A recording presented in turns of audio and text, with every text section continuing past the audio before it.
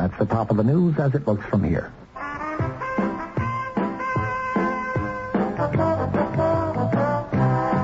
New York in the 1890s. Mr. Louis Sherry's New York, a city of elegance. If J.P. Morgan wanted to dine in the style to which he was accustomed, he'd go to Mr. Louis Sherry's celebrated restaurant. Good evening, sir. The highlight of dinner at Sherry's was the ice cream dessert. Louis Sherry's ice cream still has that old-fashioned flavor, yet none of today's additives. It's made only from real cream, milk, pure cane sugar, egg yolks, natural flavor, no artificial anything. You'll see that we haven't lost our taste for old-fashioned elegance. Mr. Louis Sherry's ice cream, the natural flavor of the 1890s in the 1970s.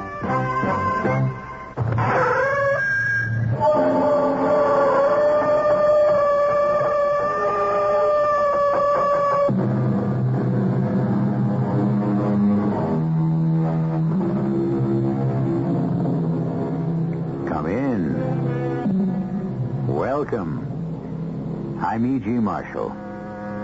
What follows is a success story about the attainment of fame, money, and the love of women. About running faster, reaching out further, and grasping more. The running and the reaching and the grasping are supposed to bring success. But now and then, perhaps more often than we know, they can also bring horror. So perhaps this is not a success story at all. Perhaps it is a tale of horror. Our mystery drama, The Image, was written especially for the Mystery Theater by Elspeth Eric and stars Norman Rose and William Redfield. It is sponsored in part by Buick Motor Division and Listerine Lozenges. I'll be back shortly with Act One.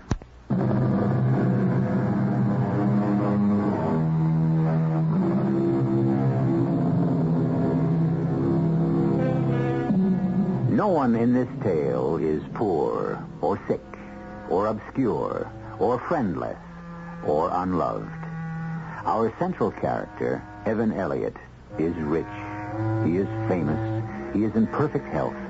He is loved by a beautiful woman and treasured by a loyal friend, which is where our story begins. My friendship with Evan started a long time ago. Before he'd had anything published, he brought me his first book because nobody else, frankly, would touch it. I said I'd handle it because I didn't have much of anything else to do. And I sold it to the first publisher I sent it to. And it was a smash, not just a hit, not just a bestseller, a smash. Everybody that could read bought a copy. Well, the rest is history. He was my client, I was his agent, and together we made money. But over and above and beyond all that, we were friends. For 15 years, the day he busted into my office. Billy. Hi, Ev. Oh, buddy, have I got news for you. You finished a new book. I'm getting married. You're getting... Well, how about that? Congratulations. Billy boy, I am marrying Christine Dewar. The Christine Dewar? The one and only. The one they call the richest girl in the world? That Christine Dewar? That's the girl. Beautiful, too. I saw a picture of her once. Well, she doesn't like publicity, but I'll change all that. We'll get married the day before the new book comes out. That'll give authenticity to everything I've written about the ultra-rich. You know, the way they live and conduct themselves. Everybody will believe it because they'll figure that I know. They'll eat it up. You'll ask Doris and me to the wedding, I trust. I want to talk to you about the wedding. Would it be better to have a big cathedral type of wedding, you know, or just to sneak off to a justice of the peace? Well, that's up to the lady, isn't it? Well, she's so infatuated with my machismo. She'll walk down any aisle, road, street, or cow path I choose. Yeah, I don't know how you do it, I swear. Billy, this book's got to be a blockbuster. The biggest yet. You can't afford to slip in this business. You have to top yourself every time. And that is hard. Very hard. What's that got to do with getting married? Billy, I am not just a writer. You see, by now, I'm a celebrity. People aren't just interested in what I write. They're interested in me, what I do, how I live. Yes, I suppose. And I think that we'll Yeah, we'll run away and get married, so it'll come as a complete surprise, and the press will pick it up and sensationalize it. Now, you'll set up the interviews, and later on maybe we can arrange for a picture spread. Yeah, sure. Ev, wait a minute. Do you love this girl? Love her? Certainly I love her. What a crazy question. It all went off just the way he planned it. The book hit the stores. The next day, Evan and Christine were married in a broken-down office across the river with Doris and me for witnesses. I leaked it to the media, so they turned out in full force. Evan wore the old familiar blue jeans. Christine wore blue jeans, too. But Doris said they were custom-made and cost a mint. Why do I feel like she's living underwater? Like she's got a mouth full of seaweed? As time passed, Christine began to look as though she'd been left underwater for a long time. I don't know, she got thinner and thinner and paler. The way she talked, or didn't talk, got stranger and stranger. Billy, I'm worried about that girl. Oh, come on. Chris is all right. I think we should keep an eye on her. She loves him. She worships him. That's a whole different thing. You put somebody on a pedestal the way she's put him, you're always looking up. Not at. Up. And to look up, you have to be down. Must be nice to be looked up to. Worshipped. I look at you, and I love you. Well, Ev loves Chris. Love. She's part of the image, and that's all she'll ever be. What image? Oh, good grief, Billy. You've known Evan Elliott longer than I have. Don't you know he's building an image? First it was just a successful writer. No, that's not an image. He did that. Then it was the big man about town, go to all the parties, then sell a book to the movies, do the whole Hollywood scene, have a big publicized thing with a gorgeous movie actress. Then he got engaged to a duchess. Well, I don't see what's so wrong with any of those things. The reasons are wrong. He's so scared he won't make it. But, darling, he has made it. If anybody's made it, he has. Why don't you ask him? I will bet you he'll say no. Not yet, he'd say. Not quite yet. Just give me a few more years, just a few years more, and I'll have it all. Then everybody will worship me, and I can start feeling good about myself. Oh, Doris, come on. You just don't know him at all. Oh, I know him. And I know you. You've put him on a pedestal, too. Where would I be without Evan? I owe everything to him. He's my best friend, and I'm his. There's nothing could bust up our friendship, Doris, so don't try. Now, I'm warning you. Don't try. Well, anyway, we'll have them over for dinner. All right? All right. Sure.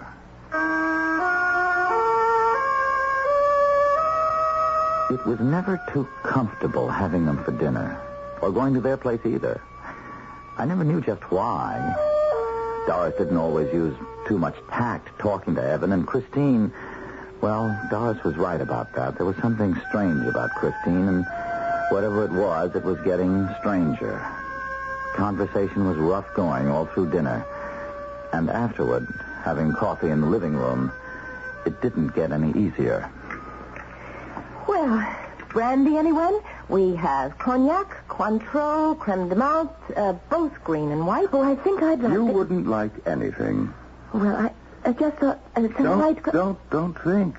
Just sit there and look beautiful. I guess I don't want anything.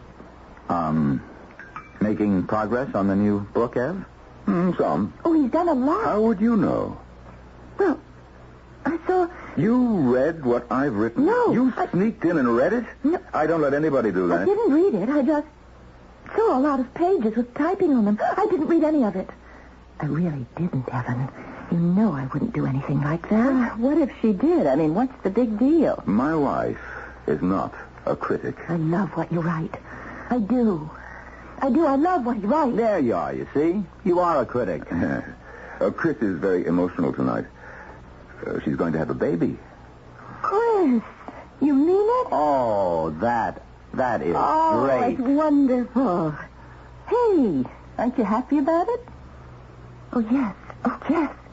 Come on, we're going home. Oh, not yet. Right now. Chris, get your things. I will. Hey, wait a minute. You plant a bomb in our laps and then you run off. What for? I want to get her home. Chris, are you ready? Yes, I'm ready. I'll see you tomorrow, Billy. I'll drop around to the office. Yeah, good night, Chris. It's wonderful about the baby. Thank you, both. Come on. Chris, I'll talk to you...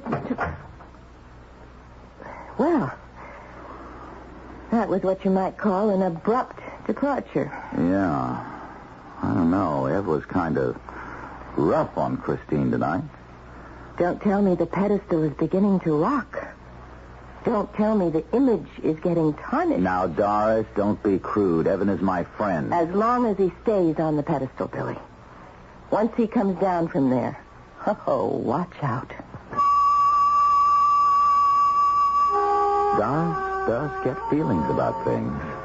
You know, the first 10 years we were married, I used to make fun of her and her feelings.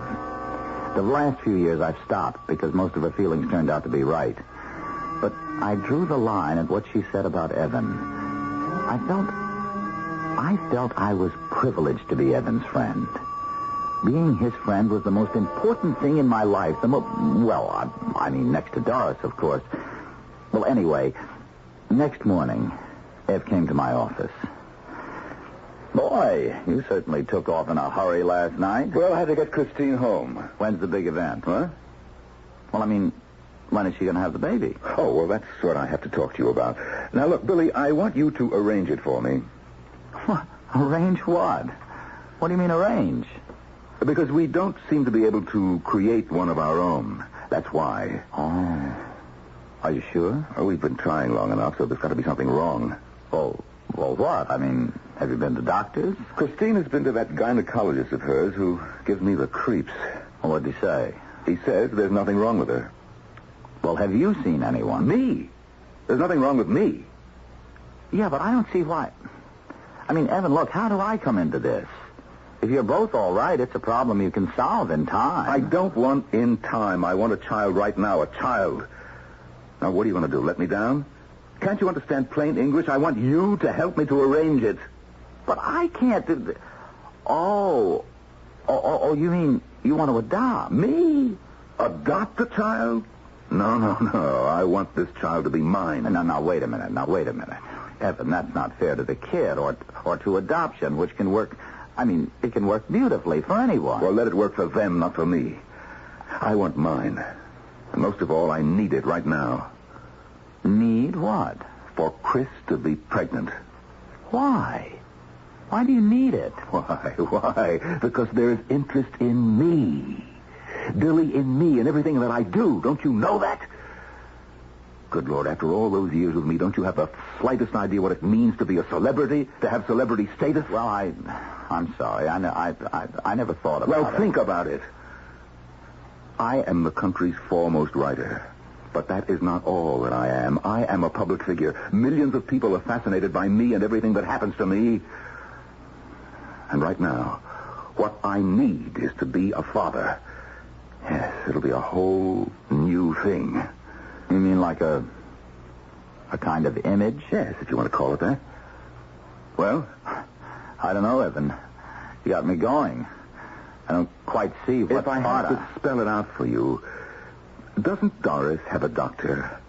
Yes. Well, then, maybe you or she could introduce Christine to him and have them work it out. Fine. Work out what? The timing, the making it happen. Look, this is the space age. If it can't be natural, there's an artificial way of having a child. But still a child of my own. He's got to be mine. Have you discussed this with Christine? Is it what she wants? You want it. You leave that up to me. All right. If you're sure you want to go through with this, I'll ask Doris and see what she can suggest. If you're sure. I told you. Can't you understand how much I need it? Well, I have to tell you, I was shocked. Doris and I had never had any children. I don't know if we really wanted to. Of course, when we didn't, we accepted it. And went on the way we were, which had always been a pretty good way to go. We loved each other. We were happy. We were willing to leave it to fate. Why couldn't Evan, I wondered? Still, I was Evan's best friend, and I'd promised to speak to Doris, and I did. No, I won't have any part of it. Do you understand? And you shouldn't either. Doris, darling, I'm his friend. I'm his best friend. You are not his friend. You're his satellite. He's the sun and you revolve around him. You live in his light and you walk in his shadow. You're just like Christine. That's not friendship and that's not love. You're followers, the both of you. He's the prince and you're his humble attendant. That's not fair, It's Doris. fair and it's accurate. Look, just leave me out of it completely. I am not going to help him do his dirty work. I'm not going to promote this image of himself he's building. Let him work on it by himself and leave me out of it.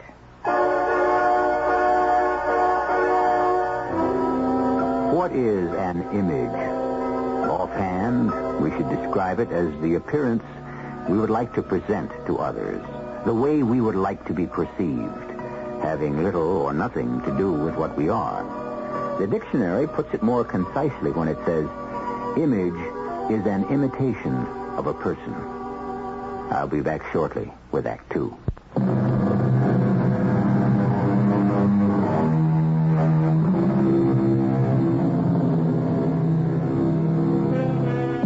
We were discussing the word image, and we picked the simplest of definitions, an imitation of a person. But follow the dictionary, and its meanings reach deeper than that. For example, at random, a counterpart. For example, that child is the image of his mother. Or, more importantly, a symbol or an emblem.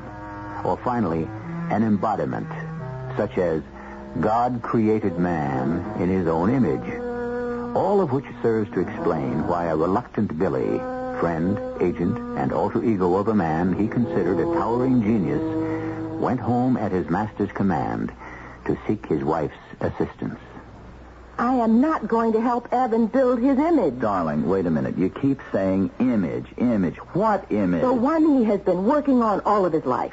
And now he's decided what the image needs is a child, and he wants it now. Well, he's getting pretty well past 40. He is well into his 50s, and you know it. Oh, all right. I'm sorry. I forget the years are passing, and but I can understand him better, remembering. Are you trying to tell me you're sorry we didn't have children? Oh, no, honey, no. We're fine just the way we are. But look, Doris, you won't help me out on this. I mean, find out how you get a thing like that done. I don't have the foggiest, do you? Not the remotest. You won't call Dr. What's-his-name? No, I won't. Well, all you'd have to do would be to get the information, then you give it to me, and I give it to Ev, and that's the end of it. No. Okay, well, give me the name of your doctor, then. No. Doris, I promise. No, and no. All right. He's not the only doctor in town. I'll find somebody else. I don't know why you won't help me out. Maybe I'm jealous. Jealous? Of what? Of who? Of you. And the way you feel about Evan. Doris, jealous? Ridiculous. I must certainly be, if not the most, as faithful a husband as any woman ever had. I mean, Doris and I weren't just married. We were friends, companions, as well as lovers. We had a true togetherness. Oh, except with someone as out of the mold, above and beyond everyone as a genius like Evan, you can't rationalize a Dylan Thomas, a James Joyce. You either accept them or reject them. Doris rejected him, but Evan I could not reject. So, well, anyway, it wasn't hard. I found him his doctor and called him to tell him. Good. You're a good guy, Billy. I'll have Chris in his office tomorrow. With you? Oh, not me. No need for me. You mean you won't go with Chris? My presence isn't needed. For what? It's her problem, not mine. Oh, Evan, won't she expect you to go with her? Well, I thought about that and decided no. You see, it might get out to the press. What? That we're planning a child. It's not time to release that yet. Later, much later, I might do a piece on it. Well, look, at least you have to sign a consent form. You have to read it. Why? You're my friend. I take your word for everything. You take Chris there tomorrow morning. Oh, come on, let's get it over with. I don't know why I went along with him, but I did. If I'd have known, but I didn't. All I knew was he was my friend. So I made the arrangements, and sure enough, the next morning, Chris showed up. Chris You know, you don't have to go through with this. Yes, I do. Evan said you wanted to. Did he say that? Well, practically. Well, yeah, he practically said that. But you don't have to do it. It's your life. My life is with him. I don't have any other life. Evan is the one big happening in my whole dumb existence. You're very loyal, aren't you? Well, of course I am. And besides, I'd like to have a baby. It would be the second big happening in my life. Oh, Chris, I just wish you looked, well, happier. Maybe later I'll get happy. Let's go, shall we? If you say so. I say so.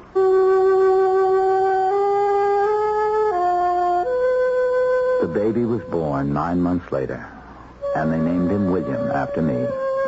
Well, that pleased me, because I'd gone through a lot with Evan.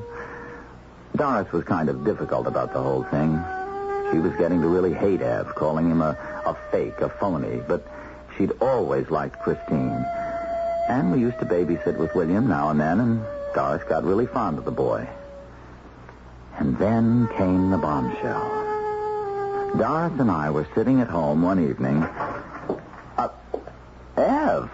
Well, hello. Who is it, honey? It's Evan.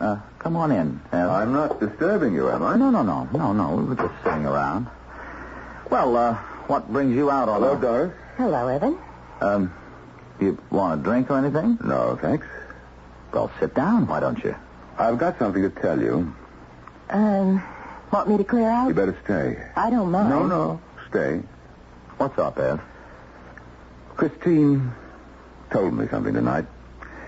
She said she never went to the doctor with you, Billy. But she did. I drove her there myself. She never went through with it. She said that? That's what she said. Maybe you better tell us the whole thing, Evan. We were sitting around after dinner, and I got curious all of a sudden about the whole procedure. You mean you'd never asked her before? I never wanted to know before. You'd think she'd want to tell you. Well, she brought it up once or twice, but I wasn't ready to hear it. But if she wanted to tell you... Tonight, I was ready, so I asked her plain out how it was. Why do you want to know?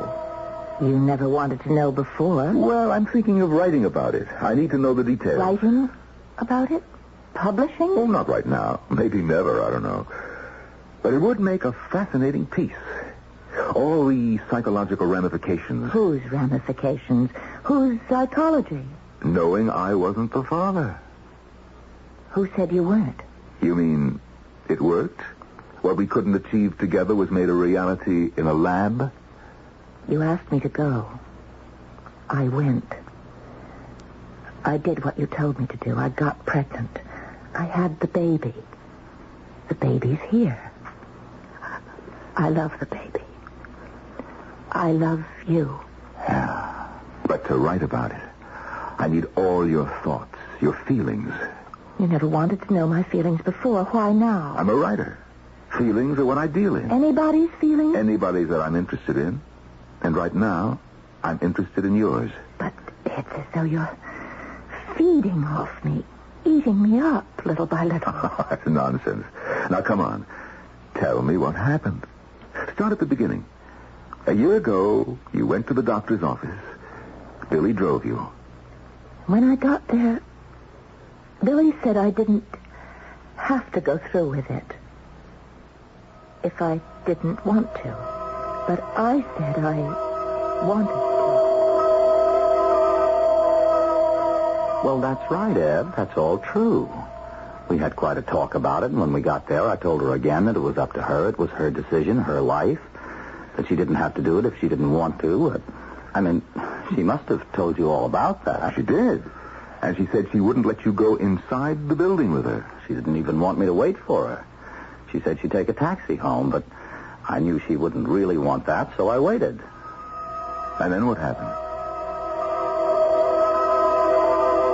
When I got inside, what I did first was to buy some cigarettes. Cigarettes? You don't smoke. I was nervous. Oh, yes, sure. Naturally. I lit a cigarette and I started to smoke it, it made me feel sick.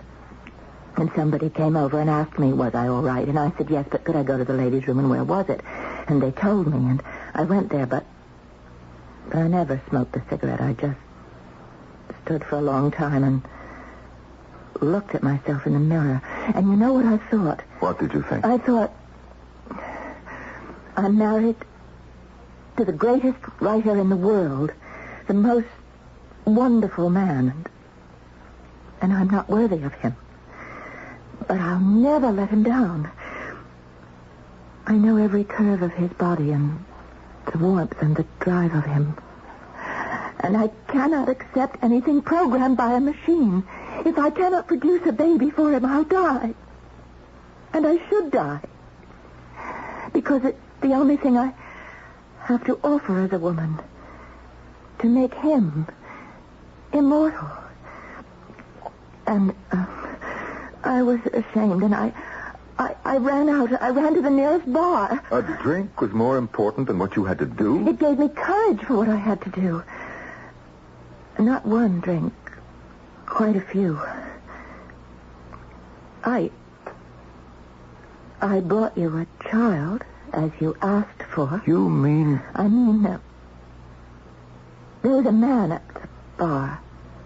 I suppose there's always a man at the bar. And I used him far more than he ever dreamed he was using me. How could you? He was a human being. At least he was a human being. Do you mind telling me who he was? I would mind very much. One of your society boyfriends, huh? You don't know anybody else. Yes, that's who it must have been. All right, which one? Come on. Tell me. Christine, tell me who it was. No, I won't. I'll never tell. Oh! Christine. Billy, I hit her. Not very hard, really. More of a slap, but she fell down. She hit her head against something. Billy, she's dead.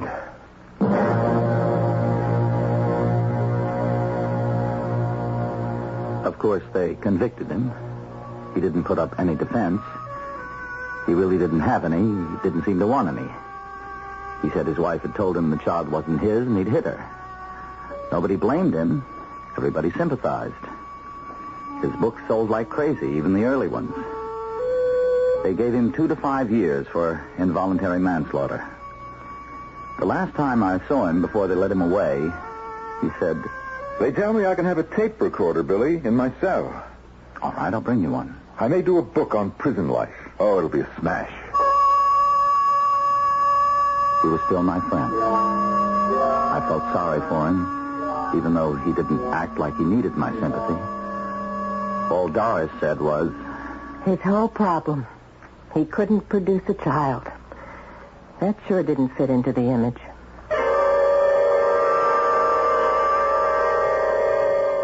yes, a tale of horror. Tell me, have you ever been alone and depressed in some public place, a restaurant, a park? And have you looked around at the other people and felt certain that they all of them, were happy and content and leading exciting, wonderful lives, while you... Be very careful of such feelings. They are most unreliable. We'll return shortly with Act 3.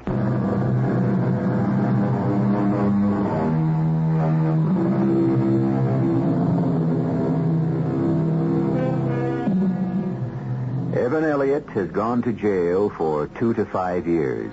Involuntary manslaughter. He struck his wife when she refused to name the father of her child. We continue our story as Evan is visited in his cell by his agent and closest friend. Hi, Ev. Hi, Billy. You look great. I do, don't I? Yeah. You know, I was just looking at myself in the mirror when you showed up. I look better than I've looked in years. It's amazing. You feel good? Marvelous. You? Oh, fine. Doris? Great. The baby's fine, too. Good. Christine's folks were perfectly willing to have the boy live with us. Why shouldn't they be? Filthy snobs. No. They were really concerned. About the baby, I mean. Snobs just the same. I know him. You don't. Oh. Have you tried out the tape recorder? No, not yet. Let me know if it works okay. If not, I'll get you another one. Well, I hadn't had anything to write about. I thought you were going to do a book on prison life. Well, you see, this is a minimum security prison. Nobody wants to read about model prisoners and all that. They want vicious convicts, rotten food, foul language. Here, you mind your manners, and they mind theirs, and everybody gets along. Might be interesting at that. I doubt it. Ev, can I ask you something? Sure, ask away. Doris was wondering, and not that it's any of her business or mine either. Wondering what? Well, at your trial, you left out the part about the possibility that the child could have been produced medically by artificial means. Huh? Did I? Well, what difference? Well, without that, it looked as though Christine was a girl who played around. Huh. You know, I never thought of that. And we all know she wasn't. Well, why didn't you mention it at the time? Well, tell you the truth, I didn't think about it till Doris brought it up. Pity she didn't bring it up sooner. By that time, the trial was over. Yeah, well, just as well. It wouldn't have fitted into the scenario. It would have been a false note, all wrong. I guess so. What you just said, making it look like Chris was some kind of a tramp. You know, that didn't occur to me. You may be right. I might do something about that, yeah. Yeah. Thanks, old buddy. Well, I just thought I'd mention it.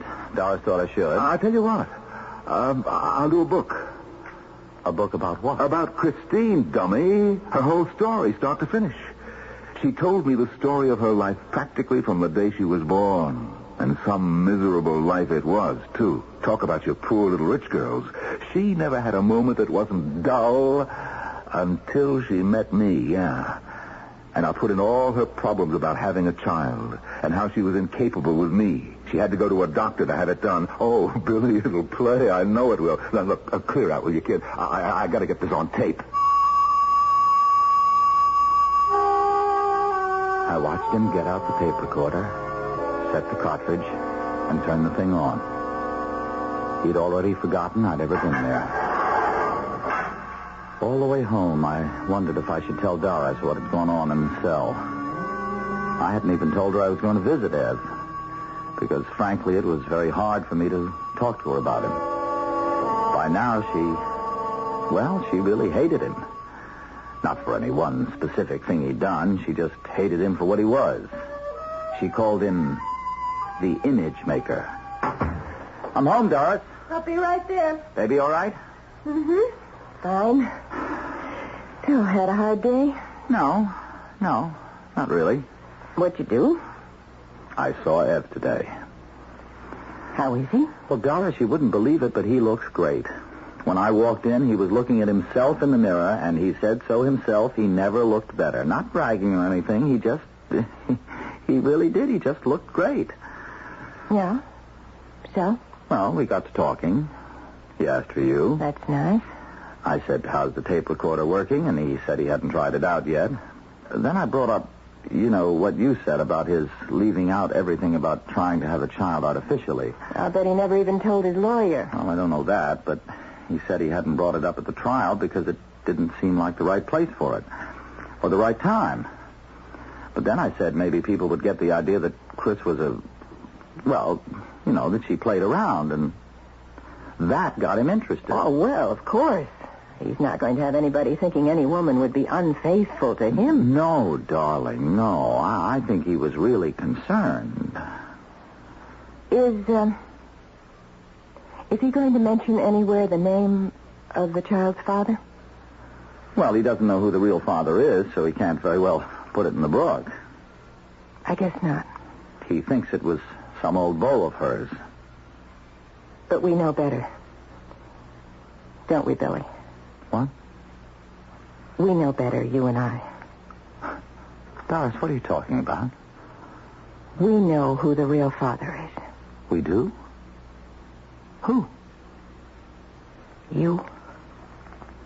What makes you say a thing like that? Oh, we've been married almost 20 years. Doris, please, I never. Do you want me to tell you what happened? If you think you know. When Christine came out of that building, She got into your car, didn't she? And she was crying, right? Go on. She cried all the way home. And you tried to tell her Evan would understand she couldn't go through with it. Am I right? I said that, yeah. But she said no. He expected a child from her. He'd make her go back to that place. Am I still right? Yeah, that's about what she said. And when you got to her house, she begged you to come inside with her. Didn't she? Doris, she... Did she? Yes. And at first you said no. Well, I didn't really want to. No? I swear. Doris, I swear to you. But she was crying and carrying on. And she was Evan's wife. What? That was the thing that finally got you upstairs. That she was Evan's wife. That this was one more way to get close to Evan. As close as possible without actually... Now, hold it. Hold it right there. Don't go saying things you'll be sorry for. In a crazy kind of way, you've been in love with Evan for years. Now, you're out of your mind.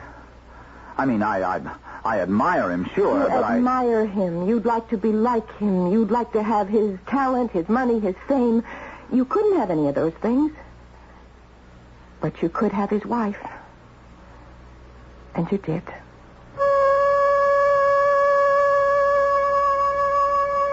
For 2 weeks, I hated Doris. I didn't talk to her.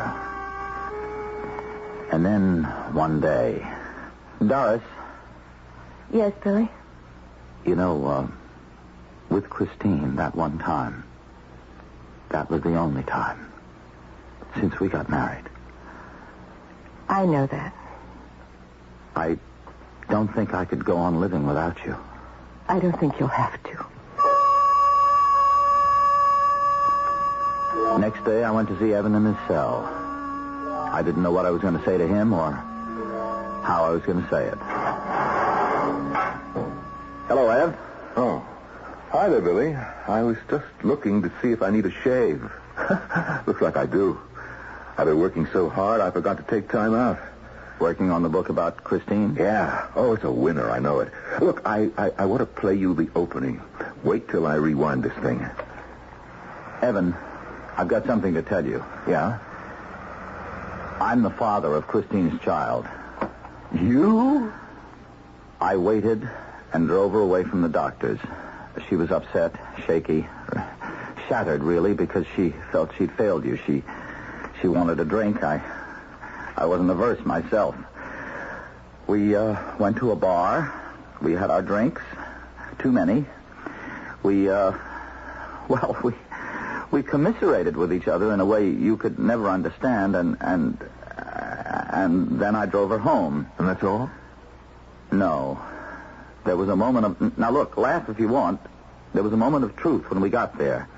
When nakedly she was terrified of facing you and admitting what she had failed to do, and when I... Well, don't stop now. All right, if you will have it, when I wondered after all my years if I could just for once do something originally by myself, if not for myself, and somehow it happened, and I did. Well, what do you know? I thought I should tell you. You? I hope you won't put it in the book. Doris hopes you won't, on account of the baby. I'll have to think about it. We thought we could adopt the baby someday. Billy, listen to this. Ed, do you have to? Shh. Now you listen. She wore her money like a shroud. She was immobile inside her huge fortune, as though entombed in it. How's that for an opening? Ed, please. Well, it gets better. She looked helpless and quiescent, like a chrysalis within a cocoon, taking no nourishment and seeming to need none. Ev, really, Listen, I wish you'd... will you? She'd been born into this pupil state of opulence.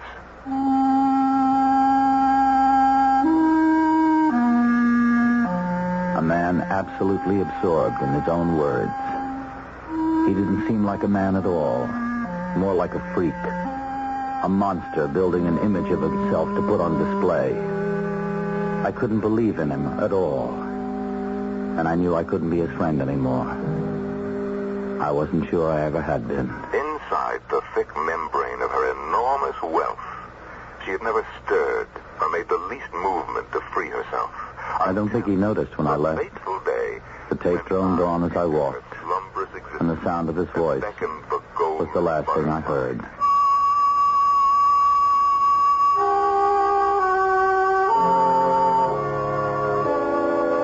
On the way home, I thought about him, looking at his own face, listening to his own voice, absolutely indifferent to other faces, other voices, other lives. He'd built a cell within a cell. And he seemed content.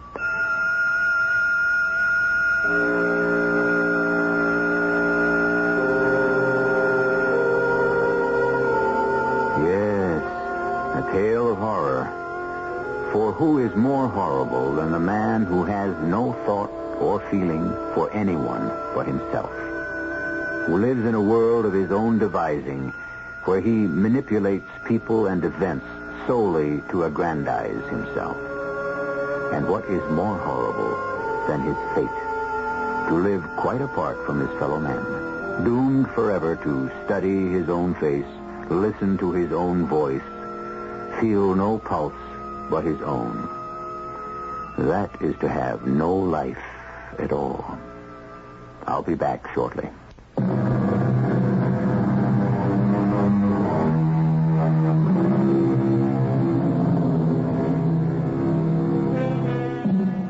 I leave you with this warning. Beware the image makers, those who carefully construct imitations of themselves for you to admire and adore. The Bible says, "Thou shalt have no other gods before me. Thou shalt not make unto thee any graven image." Yes, and most particularly, when the image you make is the image of yourself. Our cast included Norman Rose, William Redfield, Terry Keane, and Marion Seldes. The entire production was under the direction of Hyman Brown.